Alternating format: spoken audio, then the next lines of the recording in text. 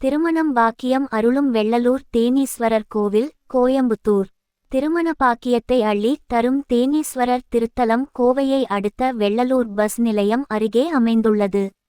இதன் வரலாற்றை பார்க்கலாம். கல்யாணம் 1000 காலத்து பயிர் என்பார்கள்.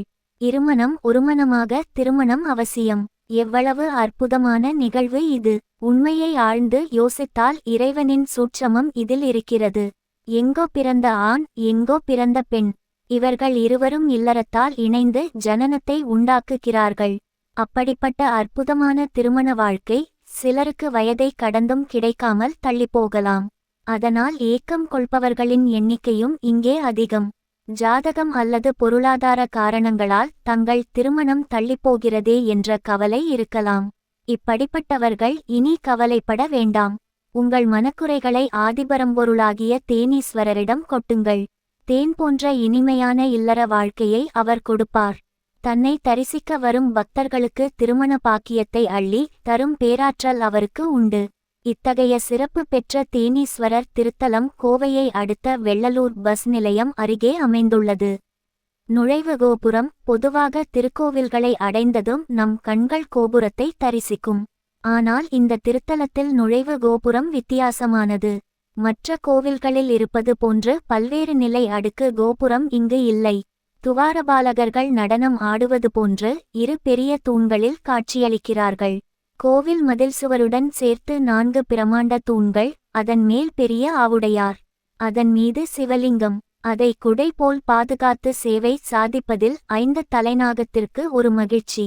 சமய சின்னங்கள் பொறிக்கப்பட்ட லிங்கத்தின் மீது நர்த்தனம் ஆடும் நடராஜர். இதற்கு மேல் 4 புறமும் கலசங்களுடன் உள்ள சின்ன கோபுரத்திலும் நர்த்தன நடராஜர் வீற்றிருக்கிறார். தூரத்தில் இருந்து கோவிலுக்கு வரும் போதே இதை தரிசிக்கலாம். கோவிலின் முகப்பில் தோரணக்கல்லில் 2ஆம் நூற்றாண்டை சேர்ந்த பராந்தக சோழன் பற்றி செய்திகள் வட்டெழுத்துக்களால் பொறிக்கப்பட்டு உள்ளது. இது கோவிலின் பழமையை எடுத்துரைக்கும்.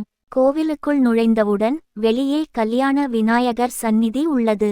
அவரை தரிசித்து விட்டு நர்த்தன நடராஜர் வீற்றிருக்கும் நுழைவு கோபுரத்தை தரிசிக்கலாம். நுழைவு கோபுரத்தின் இடப்புறம் அருட்பெருஞ்சோதி உள்ளது. இதற்கு கீழே ஒரு சிவலிங்கம் இருக்கிறது. அந்த சிவலிங்கத்தின் கீழே பெரிய சுரங்கப்பாதை இருந்ததாக கூறப்படுகிறது. அருட்பெருஞ்சோதிக்கு அருகே சூரிய பகவான் தனி சந்நிதியில் எழுந்தருளி உள்ளார். சுயம்புமூர்த்தி. இந்த திருத்தலத்தில் கருவறையில் கிழக்கு நோக்கி அருள்பாலிக்கிறார் தேனீஸ்வரர். இது சுயம்புமூர்த்தி ஆகும். காமதேனு, சூரியன் வழிபட்டு பேறு பெற்ற திருத்தலம் இது.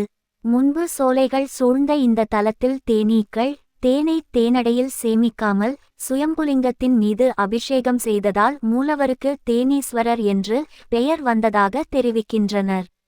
ஒவ்வொரு ஆண்டும் சித்திரை மாதத்தின் முதல் நாள் அன்று காலையில் சூரிய பகவான் தேனீஸ்வரரை தரிசிக்கிறார். அன்று காலை கருவறை முழுவதும் சூரிய வெளிச்சத்தில் இருப்பதை அறியலாம். தேனீஸ்வரருக்கு இடதுபுறத்தில் கிழக்கு நோக்கி அன்னை சிவகாமி சுந்தரி என்ற திருநாமத்தில் எழுந்தருளி உள்ளார். தனது வலது திருக்கரத்தில் தாமரை பூவும் அபய கஸ்தமாக காட்சியளிக்கிறார். அருகே சங்கரநாராயணர் எழுந்தருளி உள்ளார். அவரை தரிசித்து விட்டு வெளியே பிரகாரத்தில் வரும் போது தெற்கு நோக்கி காட்சி தரும் தட்சிணாமூர்த்தியை தரிசிக்கலாம். மேலும் கோவிலில் பாலமுருகன், சண்டிகேஸ்வரர், துர்க்கையம்மன், கால பைரவர், சந்திரன், நவக்கிரக நாயகர்களை தரிசிக்கலாம்.